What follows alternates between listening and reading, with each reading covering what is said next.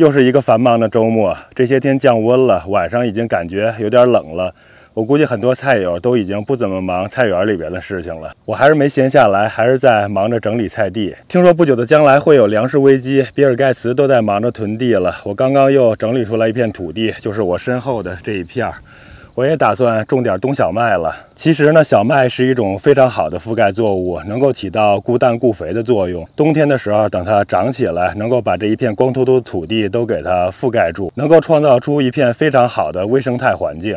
明年春天的时候，如果我需要用这一片土地来种点其他的菜，那个时候我就把小麦给它割掉，这样的话，割掉的部分就能形成很好的绿肥，能起到肥地的作用。如果我要是用不到这片土地的话，我就留着它，让它继续生长，到夏天的时候可以收获小麦。我种的这个小麦是一个很好的谷物品种的小麦。这样的话，在整个冬天保护这片土地的同时，也非常的灵活。明年春天的时候再决定到底怎么来处理这片土地。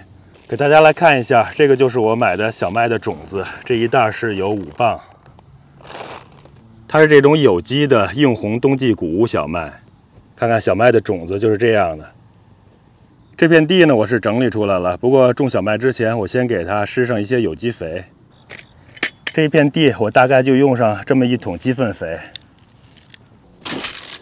我就这样均匀的给它撒在表面。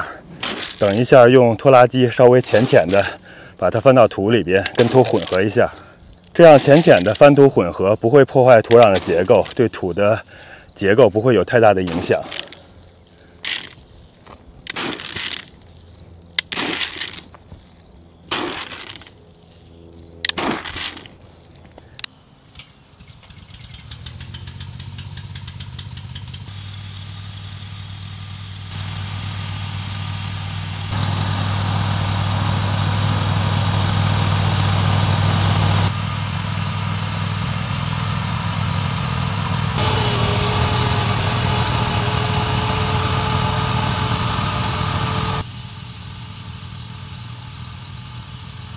这样弄一下，肥基本上就和土混合起来了。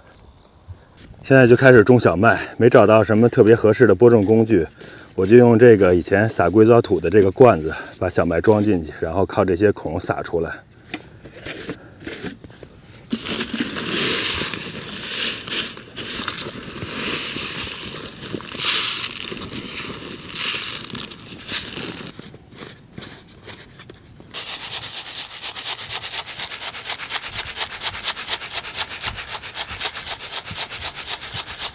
小麦就和草差不多，就和种草一样。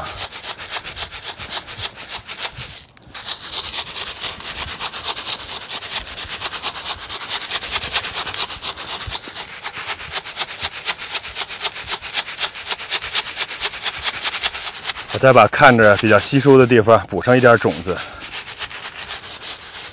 最后我还是把这个孔给调成了大孔，因为小孔撒起来实在是太费劲儿了。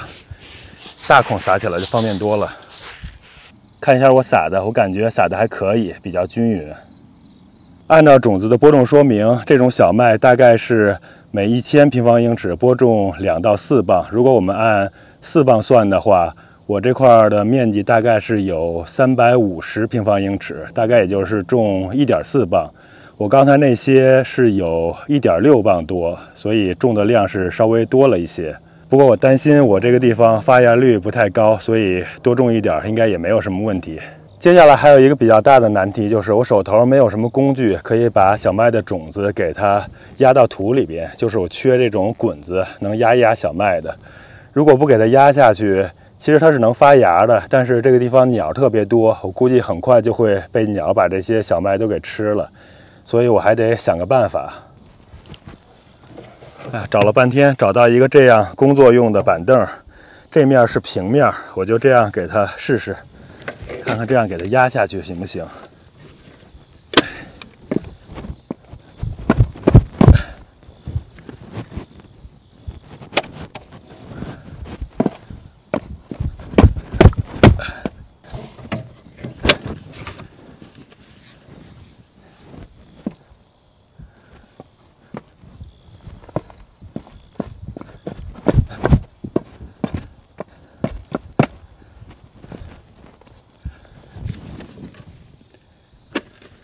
感觉好像还可以，已经能压进土壤里边了。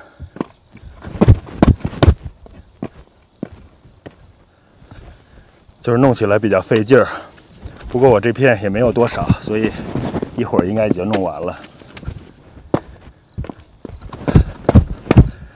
哎呀，弄完了有一半了，感觉就像愚公移山一样，真不容易啊！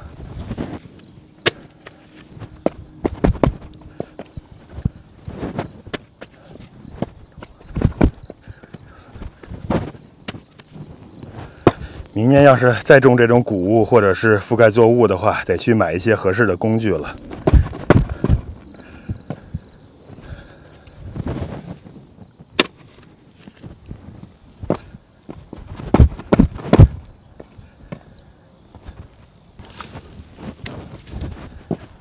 最后把边上还没有压着的地方也给它再压一压。终于弄完了，本来挺简单的事儿，没有合适的工具，真是费劲儿啊。虽然种子已经压到土里边了，但是还是露在表面的，千万不要被鸟发现。希望明天雨早点下起来。天气预报是说明后天都会下雨，然后第3天的降水概率也挺高的。这也是我为什么赶在今天着急的把这些小麦全都给种下去。因为种下去之后，一般小麦4到7天就可以发芽，这样的话雨水充足，它的发芽速度就会快一些。如果它能够顺利的度过这4到7天，不被鸟发现，不被鸟吃掉的话，那就是能种成功了。现在就开始想着冬天这一片绿油油的小麦了，同时也憧憬着明年夏天小麦成熟的时候，这一片金黄的麦田，然后一颗颗的小麦重重的垂下来的那个样子。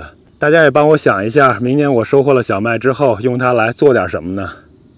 天气预报这次还挺准的，夜里就下雨了，第2天的一整天也是一直阴天下雨。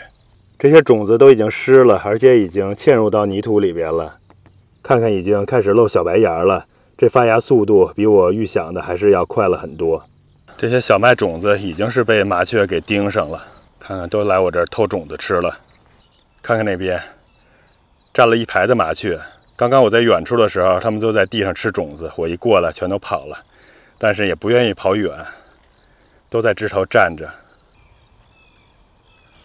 哎，千万别给我吃光呀！